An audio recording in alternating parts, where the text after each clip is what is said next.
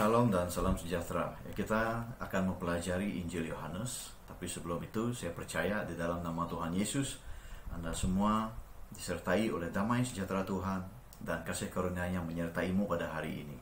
Puji Tuhan. Jadi kita lihat Yohanes 1 ayat yang pertama. Pada mulanya adalah firman, firman itu bersama-sama dengan Allah, dan firman itu adalah Allah. Ia pada mulanya bersama-sama dengan Allah.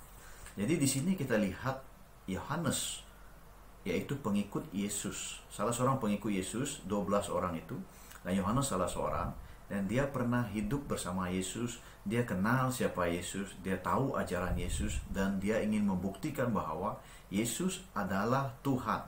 Dan Yesus datang ke dunia ini sebagai manusia untuk menebus dosa dunia ini, supaya umat manusia diselamatkan. Oleh itu kita lihat kedatangan Yesus ke dunia ini sudah dirancang. Nah, sebelum dunia dicipta, Yesus sudah ada. Sebab itu dalam Injil Kejadian itu mereka berkata, baiklah kita jadikan manusia serupa dengan gambaran kita. Karena Bapa, Anak, dan Roh Kudus adalah Tuhan, satu Tuhan. Jadi Yesus datang ke dunia ini membuktikan bahwa dia adalah anak Allah yang tunggal, dan dialah juru selamat, Mesias. Oke? Haleluya, puji Tuhan. Nah, kata di sini, pada mulanya firman, firman beserta Tuhan, dan firman adalah Tuhan. Oke? Jadi perhatikan ya. Pada mulanya firman, kenapa? Karena pada sebelum dunia ini diciptakan, Tuhan berfirman, jadilah dunia, jadilah pokok, jadilah hewan, jadilah manusia. Semua itu datang dari firman. Bila Tuhan berfirman, manusia diberi authority, manusia diberi hak untuk become dominasi ya, dominion. Jadi bila manusia diberi hak untuk berkuasa ke atas all the living thing yang lain. Jadi apa yang terjadi adalah Adam diberikan authority itu. Adam diberikan authority itu. Jadi masalahnya Adam jatuh ke dalam dosa. Oleh itu Tuhan berfirman kepada nabi-nabinya. Di Perjanjian Lama Anda lihat nabi-nabi Tuhan membawa firman Tuhan ini kepada umat melalui firman Tuhan. Jadi firman Tuhan ini datang melalui bagaimana? Kalau kita lihat pada waktu buku Keluaran itu, Musa membawa umat Israel keluar dari Mesir. Musa mendapat Ten Commandment, itu hukum-hukum Tuhan, lalu ditulis di atas batu.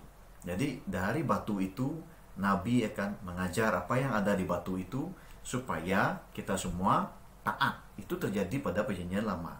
Tapi selepas itu, firman itu bukan lagi di atas batu karena Yesus datang ke dunia.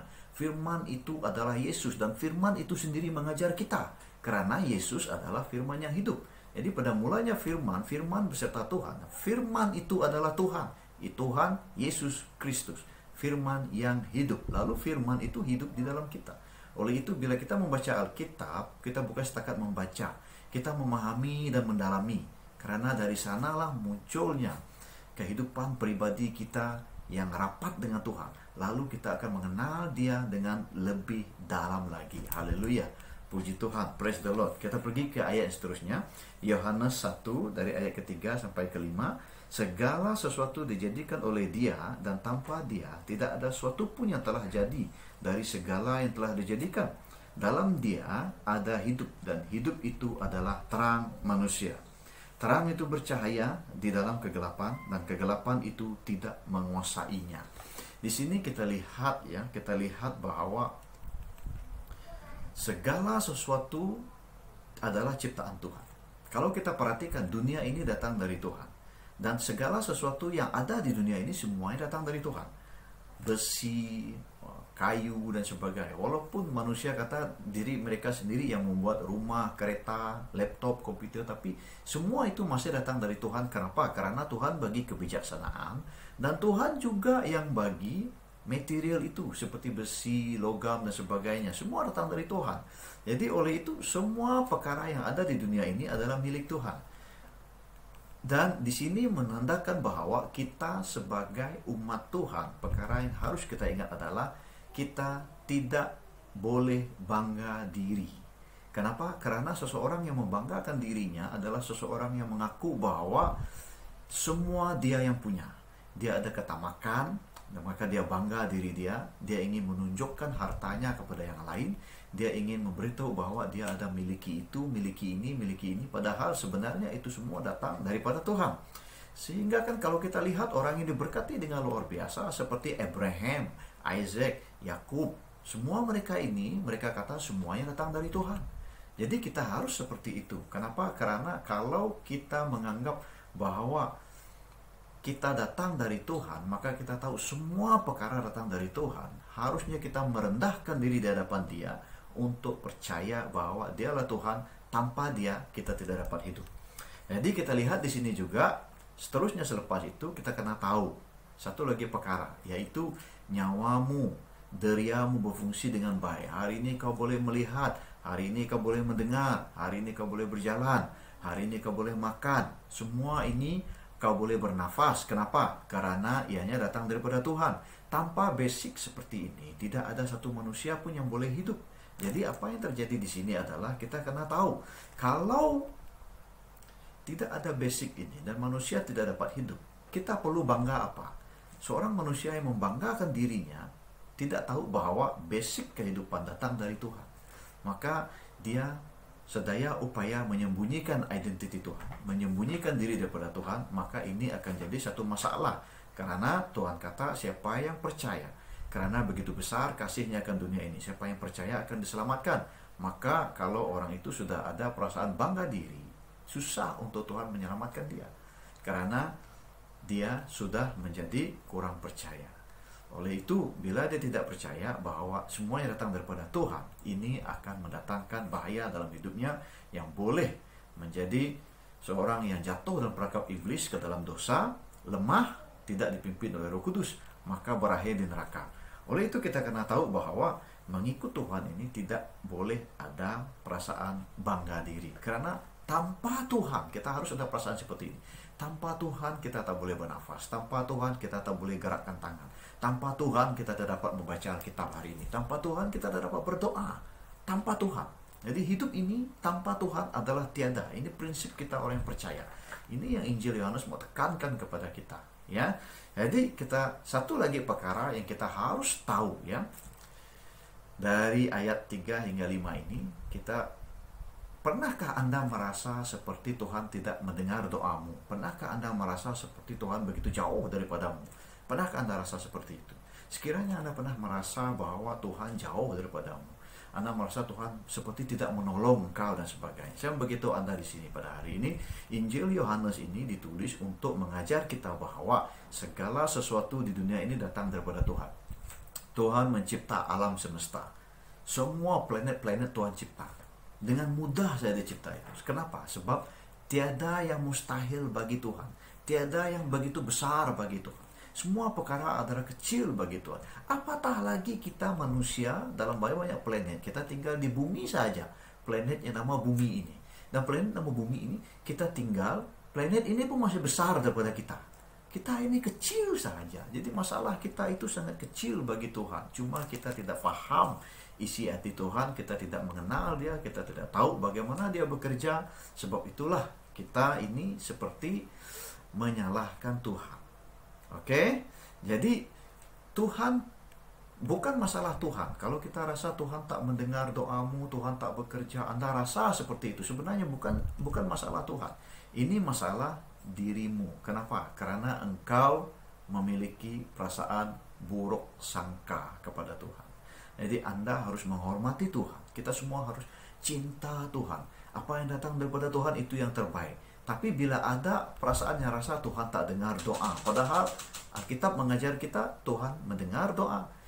Kalau kita rasa Tuhan tidak beserta kita, padahal firman Tuhan kata Tuhan beserta kita. Jadi kita telah melakukan suatu dosa, yaitu buruk sangka terhadap Tuhan. Kita berpikiran negatif terhadap Tuhan. Jadi kita harus bertobat kembali kepada Tuhan. Jadi inilah cara yang terbaik supaya kita tidak asik menyalahkan Tuhan, menyalahkan orang. Bila waktunya Anda ingin salahkan dirimu sendiri, lalu ingin bertumbuh dengan lebih baik, berbuah dan multiply di dalam nama Tuhan Yesus Kristus. Oke, haleluya. Haleluya. Jadi Selepas itu kita lihat juga apa yang kita pelajari dari sini. Dia mengatakan bahwa dari ayat 3 hingga ayat kelima ini bahwa Yesus adalah terang. Yesus adalah terang. So, Yesus datang ke dunia ini, Yesus adalah terang dunia. Oke? Yesus adalah terang dunia. Sungguh pun begitu, kita kena tahu bahwa kita bukan terang tanpa Yesus. Oleh itu sumber terang itu Yesus. Oleh itu bila kita jumpa orang lain, kita menunjukkan Yesus kepada orang lain. Itulah cara kita menunjukkan terang itu. Jadi firman ini juga mengajar kita, di dalam terang tidak ada kegelapan. Dalam terang tidak ada kegelapan. Apa maksudnya? Maksudnya di sini, di dalam terang tidak ada kegelapan. So, apakah kegelapan itu? Apakah terang? Terang itu adalah damai sejahtera Tuhan, pencurahan api Roh Kudus, hidup dalam urapan Tuhan, bersatu dengan Tuhan, itu kita hidup dalam terang. Tetapi apabila kita dipengaruhi oleh yang gelap ini adalah yang negatif, seperti stres, bimbang, takut, sifat tamak dan sebagainya, penyembahan berhala dan sebagainya. Semua ini adalah sifat kegelapan. Kenapa semua ini datang attack manusia adalah karena kita masih hidup di dunia. Kita belum hidup di surga. Kalau kita di surga bersama Tuhan, di New Jerusalem, surga yang baru bersama Tuhan nanti, kita hidup dalam terang, terang penuh, tak ada kegelapan langsung. Tapi karena kita masih di dunia ini, kegelapan coba menghantui kita, kegelapan coba attack kita karena perkara-perkara seperti ini. Oleh sebab itu kita kena tahu di dalam Tuhan, firman Tuhan kata, ya, kalau Anda ingat firman ini, dalam Dia tidak ada kegelapan, bermaksud di dalam Yesus. Kalau kita hidup di dalam Yesus hari ini, tidak ada kegelapan. Sebab itulah kalau Anda perasan, kalau Anda tahu perkara ini, di saat Anda stres, bimbang dan sebagainya, Anda masuk bilik dan berdoa, Anda rasa damai. Kenapa? Sebab Anda sudah berada di dalam terang. Anda sudah hidup di dalam terang itu. Bila Anda berada dalam terang itu, segala yang gelap tidak boleh berada dalam terang. Sebab itulah Anda berasa damai. Tapi bila Anda berhenti berdoa, Anda akan semula merasa macam ada roh-roh jahat yang coba bawa masalah itu kembali kepadamu. Inilah waktunya kau guna kuasa Tuhan untuk tolak itu semua di dalam nama Tuhan Yesus Kristus. Dan bertumbuhlah di dalam firman Tuhan, karena firman Tuhan, pengenalan akan Tuhan adalah kekuatan kita. Haleluya, puji Tuhan, praise the Lord. Praise the Lord. Seterusnya kita masuk ayat seterusnya, ya. Kita masuk ayat seterusnya, yaitu ayat 6 hingga ke 9.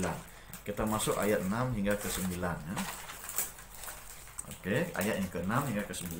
Jadi saya baca, ya. Datanglah seorang yang diutus Allah, namanya Yohanes.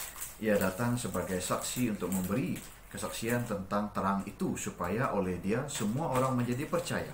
Ia bukan terang itu, tetapi ia harus memberi kesaksian tentang terang itu. Terang yang sesungguhnya, yang menerangi setiap orang, sedang datang ke dalam dunia. Oke, so kita perhatikan di sini, kita seperti Yohanes. Kita seperti Yohanes. Kita seperti Yohanes. Yohanes yang dimaksudkan ini adalah bukan Yohanes yang penulis ini. Yohanes Pembaptis. Yohanes Pembaptis. Yohanes Pembaptis yang membaptis umat Tuhan sebelum memperkenalkan Yesus kepada dalam pelayanannya. Jadi dia terlebih dahulu meminta umat Israel supaya bertobat dan dibaptis di dalam air. Sehingga dia berkata, aku baptis dengan air, tapi dia akan datang baptis dengan Roh Kudus. Yang dia maksudkan adalah Yesus, karena selepas dia akan Jesus Ministry. Selepas dia adalah pelayanan Yesus Kristus. Jadi itulah pelayanan yang terhebat, karena Tuhan datang melayani ke dunia ini. Jadi kita perhatikan di sini adalah kita seperti Yohanes Pembaptis. Kita bukan cahaya, tapi kita harus tinggikan cahaya itu. Kita harus tinggikan Yesus dalam segala hal. Yohanes Pembaptis juga pernah berkata bahwa dia harus direndahkan dan Yesus harus ditinggikan. Jadi kita harus ada perasaan seperti itu, di mana kita merendahkan diri kita, matikan kedagingan kita, biar kita hidup dalam roh, dipimpin oleh Roh Kudus, supaya hidup kita bukan milik kita lagi, tetapi milik Yesus Kristus. Oke, haleluya, puji Tuhan. Jadi di sini kita lihat dia harus menjadi saksi tentang cahaya itu. Oke, cahaya itu. Dan sebab itulah kita, bila kita menginjili, ya, kita pergi menginjil ke sana kemari, kita sentiasa bawa Yesus di dalam kita. Karena kita tahu Roh Kudus ada di dalam kita. Melalui Roh Kudus, Bapa, Anak, Roh Kudus tak dapat dipisahkan. Apa yang Roh Kudus tahu, itu yang Yesus tahu, itu yang Bapa tahu. Mereka tak dapat dipisahkan. Jadi kita tahu bahwa Roh Kudus sentiasa beserta kita yang percaya. Di saat kita menginjil, kita tunjukkan Yesus kepada orang lain. Kita beritakan Yesus kepada orang lain. Kita mau orang melihat Yesus di dalam kita, bukan untuk melihat kita, melihat Yesus di dalam kita. Ini adalah cara penginjilan yang terbaik. Ya, karena kita bukan terang itu, tetapi terang itu boleh melalui kita reflect terang itu, karena sumbernya boleh berada dalam kita melalui kuasa Roh Kudus. Tuhan Yesus ada bersama kita. Haleluya, puji Tuhan. Praise the Lord, praise the Lord, praise the Lord. Jadi kita masuk lagi ayat seterusnya, Yohanes ayat yang ke-10 sehingga ke-13 ya.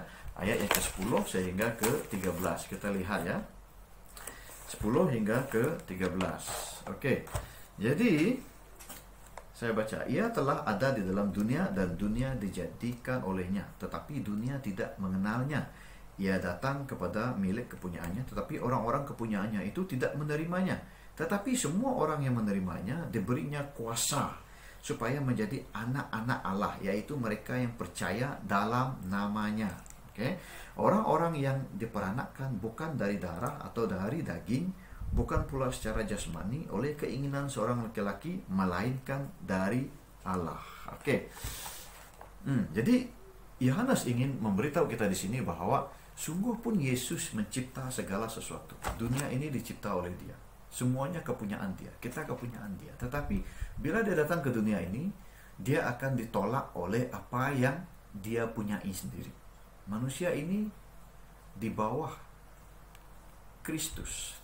Yesus yang bersama ketika manusia ada di dunia. Jadi semua ciptaan di dunia ini milik Yesus. Bila Yesus datang ke dunia ini, Dia sudah tahu bahwa Dia tidak expect pun apa yang jadi milik Dia itu akan percaya kepada Dia. Karena memang banyak yang akan menolak Dia. Jadi orang-orang, jadi manusia-manusia akan menolak Dia. Selepas itu orang-orang yang dipercayai. Siapakah orang dipercayai? Seperti orang Farisi, orang Saduki. Mereka ini menjadi imam, dipercayai oleh umat Tuhan supaya memberitakan kebenaran tentang kedatangan Yesus Kristus sebagai Mesias, sebagai Juru Selamat. Tetapi karena kepentingan politik mereka, kepentingan pribadi mereka, mereka mengabaikan itu. Oke, jadi mereka mengabaikan itu. Apa yang mereka buat di sini adalah mereka mengabaikan itu, lalu tujuan mereka untuk bawa umat Tuhan kepada Tuhan menjadi lain, hanya kepada kepentingan sendiri. Sebaliknya menggunakan umat Tuhan supaya menyokong usulnya sendiri untuk mempertahankan kedudukannya, sehingga dia sanggup keluarkan statement seperti Kefas, keluarkan statement supaya Yesus dihukum bunuh. Kenapa? Karena Yesus dilihat sudah berpengaruh daripada dia. Oke, haleluya. Dan yang ketiga adalah kita kena tahu seterusnya ya, bahwa kita kena tahu bahwa sebelum kedatangan Yesus, nabi-nabi sudah pun bernubuat bahwa Yesus akan datang. Jadi Yesus menggenapi itu semua. Oleh itu kita harus percaya, kalau kita percaya Alkitab kita ini benar, pelajaran dari Alkitab ini, dari Perjanjian Lama sampai Perjanjian Baru, kita harus percaya semua Perjanjian Lama itu dari Musa seterusnya akan menceritakan bahwa akan datangnya Juru Selamat, yaitu Yesus Kristus. Maka kita yang percaya, kita beruntung. Oke? Nah, terus percaya, jangan goyah imanmu. Percaya terus. Haleluya. Puji Tuhan. Oke, jadi kita baca yang seterusnya ya, ayat seterusnya 14 hingga ke 15. Firman itu telah menjadi manusia dan diam di antara kita. Dan kita telah melihat kemuliaannya, yaitu kemuliaan yang diberikan kepadanya sebagai anak tunggal Bapa, penuh kasih karunia dan kebenaran. Yohanes memberi kesaksian tentang dia dan berseru, katanya, inilah dia yang kumaksudkan ketika aku berkata, kemudian daripadaku akan datang dia yang telah mendahului aku, sebab dia telah ada sebelum aku. Jadi kita lihat di sini. Pertama sekali Yohanes ingin menyatakan di sini bahwa dari ayat ini menerangkan kepada kita bahwa kalau dulu manusia belajar dari hukum Taurat, hukum-hukum. Sekarang bukan belajar dari hukum-hukum lagi. Karena Firman itu hidup, yaitu Yesus Kristus. Firman itu mengajar kita sendiri, ya. Dan Yesus bukan datang dari dunia ini, Yesus datang dari surga. Yesus pernah melihat wajah Bapa. Yesus pernah duduk di taktanya di surga sebelum datang ke dunia. Jadi apabila Yesus tahu semua keadaan di sana, dialah orang yang paling layak untuk menjelaskan, untuk mengajar kita perkara yang benar. Jadi di sini kita lihat daripada firman ini kita dapati bahwa 3 perkara. Yang pertama, Yesus adalah the perfect teacher. Dia guru yang paling perfect sekali. Oke. Jadi yang kedua, Yesus adalah pemimpin yang paling hebat. Kenapa? Karena dia bukan setakat mengajar, dia memimpin. Kamu lihat, walaupun dia memimpin, kamu lihat pengikut-pengikutnya yang 12 orang itu. Seorang nama Yudas itu sudah mati, ya, sudah meninggal dunia karena membunuh dirinya. Tetapi kamu lihat ya, pengikut yang mengikut Yesus itu, dalam tempo yang singkat saja pelayanan Yesus itu, sehingga Yesus disalibkan. Selepas itu sampai sekarang kita lihat nama Yesus, nama atas segala nama. Sampai sekarang melihat umat-umat Kristen kenal siapa Yesus. Dan banyak pemimpin-pemimpin Kristen yang dilahirkan, even sekarang ini, evangelis, pastor yang dilahirkan, yang benar-benar dipakai Tuhan dengan luar biasa. Di sini kita dapat lihat bahwa pengajaran Yesus itu sungguh hebat sekali. And then yang kedua, kamu lihat Yesus tak pernah berdosa. Jadi dia adalah pemimpin terhebat sebab dia tak pernah melakukan kesilapan. Dia tak pernah berdosa. Inilah namanya pemimpin yang hebat. Bila dia mengajar kekudusan, dia tak pernah pun jatuh dalam dosa. Oke, dan yang seterusnya adalah pengorbanan itu. Dia telah melakukan satu pengorbanan yang terhebat sekali. Jadi yang pertama, guru yang perfect. Kedua, pemimpin yang hebat. Ketiga, pengorbanan yang terhebat. So semuanya hebat. 3 perkara ini. Dia telah melakukan pengorbanan yang terhebat sehingga semua umat manusia dibebaskan dari dosa. Haleluya, puji Tuhan, praise the Lord. So kita sambung ayat seterusnya, ayat 16 hingga ke 17 ya. Ayat 16 hingga ke 17. Beza hidup dalam kasih karunia dan hukum Taurat. Ini kita lihat, karena dari kepenuhannya kita semua telah menerima kasih karunia demi kasih karunia. Sebab hukum Taurat diberikan oleh Musa, tetapi kasih karunia dan kebenaran datang oleh Yesus Kristus. Di sini kita perhatikan betul-betul ya. Perhatikan ini betul-betul. Bila kita melihat perkara ini, kasih karunia dan hukum Taurat. Sekarang kita dalam kasih karunia karena Yesus telah diangkat pada hari ketiga selepas penyalibannya, menang kata segala, dan siapa yang percaya bahwa Yesus Tuhan akan menerima Roh Kudus, maka kita hidup dalam kasih karunia Tuhan. Oke? Jadi bila kita perhatikan perkara ini, suatu ketika dulu manusia hidup karena hukum Taurat. Jadi manusia hormat hukum Taurat, tapi beza perjanjian lama punya standar kekudusan itu tidak sama dengan perjanjian baru. Sebab apa? Sebab dulu waktu umat Israel melihat Taurat yang telah terukir di batu itu, ya. Contoh, dilarang berzina. Zina itu adalah dosa. Jadi siapa yang melakukan zina adalah dosa. Tetapi selepas itu di perjanjian baru bukan setakat melakukan. Bila seseorang itu ada niat sahaja, itu sudah berdosa. Kenapa? Karena standar kekudusan di perjanjian baru dengan perjanjian lama jauh beza sekali. Dan standar kekudusan inilah yang Tuhan maukan. Nah, kita hanya dapat standar ini bila kita satu dikuduskan oleh darah Yesus, dan hanya dikuduskan oleh darah Yesus sahaja kita kudus, barulah kita layak terima Roh Kudus. Oke? Nah, oke. Jadi sekarang kita masuk yang terakhir di sini, ayat yang ke-14. Tidak seorang pun yang pernah melihat Allah, tetapi anak tunggal Allah yang ada di pangkuan Bapa, dialah yang menyatakannya. Ya, ayat 18 ini, ya, Oke. Memberitahu kita bahwa tidak siapa yang layak mengajar kita yang luar biasa teachingnya, ajarannya yang luar biasa. Tidak ada. Melainkan satu saja, yaitu orang yang sendiri itu datang dari surga sendiri mengajar kita. Dan hanya satu orang, yaitu nama Yesus Kristus. Kenapa? Karena nabi-nabi dulu kita lihat Musa, Elisha, Elia dan sebagainya, mereka mengajar tetapi masih berlandaskan hukum Taurat, ya. Tetapi tidak ada satu orang pun pernah waktu hidupnya di dunia melihat wajah Bapa di surga, wajah yang kudus itu. Tidak ada satu orang pun yang pernah duduk makan di surga, tinggal di surga. Tidak ada. Jadi Yesus tinggal di surga, hidup di surga, melihat wajah Bapa di surga, datang ke dunia ini. Jadi dialah yang paling layak untuk explain kerajaan surga. Jadi sebab itulah perjanjian baru ini kita lihat, bila dia mengajar tentang kekudusan, itu sungguh tahap yang luar biasa sekali. Oke, haleluya, puji Tuhan. Saya yakin Anda diberkati dengan firman ini.